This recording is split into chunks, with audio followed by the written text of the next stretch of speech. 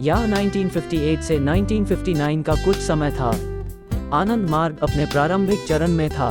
बाबा ने जनवरी 1955 में आनंद मार्ग की बहुआयामी विचारधारा के आधार पर अपने संगठन की शुरुआत की थी, जिसका उद्देश्य सभी प्राणियों को सभी प्रकार के कष्टों से मुक्ति दिलाना और उन्हें पूर्णता की ओर ले जाना था।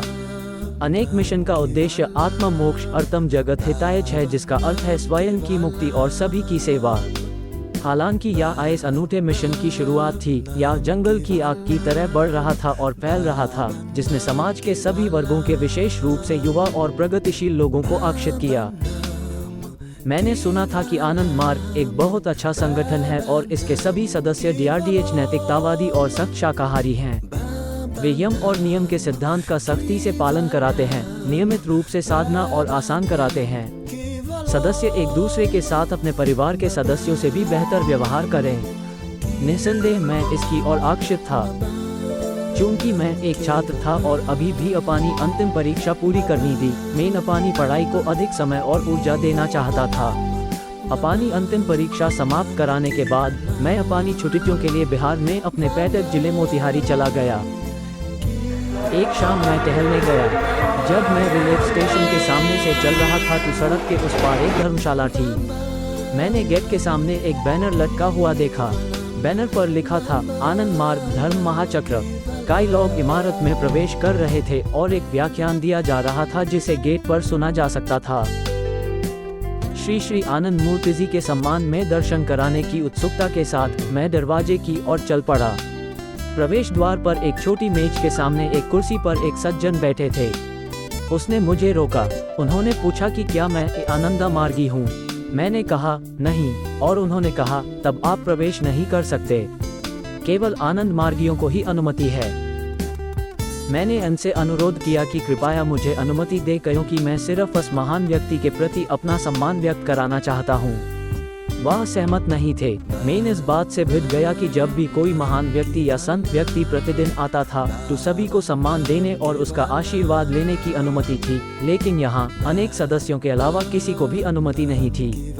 एक तरफ झड़प दी तो दूसरी तरफ एक कौतूहल पैदा हो गया। आखिर ऐसा क्यों? कोई विशेष कारण होगा कि मुझे श्री आनंद मूर्ति जी के दर्शन अवश्य कराने चाहिए।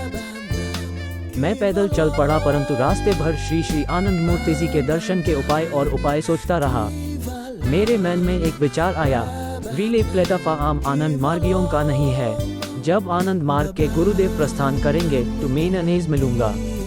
मैंने यूज देखने का बहुत DRDH निर्णय लिया और इसलिए मैंने अनेक प्रस्थान कार्यक्रम का पता लगाया और प्रस्थान समय से काफी पहले रिले प्लेटफॉर्म पर गया और ट्रेन में चढ़ाने के लिए स्टेशन पर अनेक आगमन का इंतजार कराना शुरू कर दिया। प्रस्थान के निर्धारित समय से कुछ मिनट पहले बाबा आए। उन्हें आनंद मार्गियों ने घेर लिया और वे प्रथम श्रेणी के आरक्षित डिब्बे में चढ़ गए।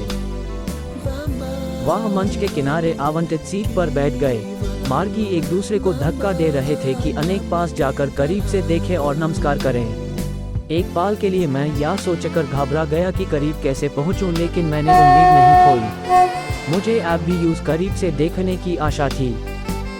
बाबा खिड़की के बाहर दोनों हाथ फैलाए मार्गियों का अभिवादन कर रहे थे।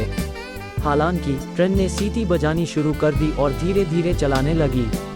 मार्गी पीछे खड़े थे और मैं बाबा को करीब से देखने के लिए दौड़ रहा था। उसके हाथ अभी भी खिड़कियों के बाहर फैले हुए थे। मैंने उसके करीब पहुंचने की पूरी कोशिश की और उसने अपने दोनों हाथों को फैलाकर मेरे दोनों गालों को छुआ। यह मंच का लगभग एंड था। मैं ट्रेन में बाबा को देख रही थी और मेरे गालों से आंसू बहाने लगे। मुझे नहीं पता था कि मेरे साथ क्या हुआ। मैं उसी हालात में रिले प्लेटफॉर्म की आखिरी बेंच पर बैठ गया और रोता रहा। जब मुझे कुछ होश आया और मैंने अपनी घड़ी की और देखा तो रात के 11:30 बज चुके थे। मैं वहाँ 3 घंटे तक रहा। फिर मैं घर वापस चला गया। वर्षों बाद जब मैं व्यक्तिगत संपर्क के लायक गया तो बाबा ने मुझसे पूछा, आप इन देर क्यों कर दी? जब किसी को परम पुरुष को देखने की बहुत तीव्र इच्छा होती है तो वह सभी नियमों को तोड़ सकता है और भक्त के सामने खुद को पेश कर सकता है।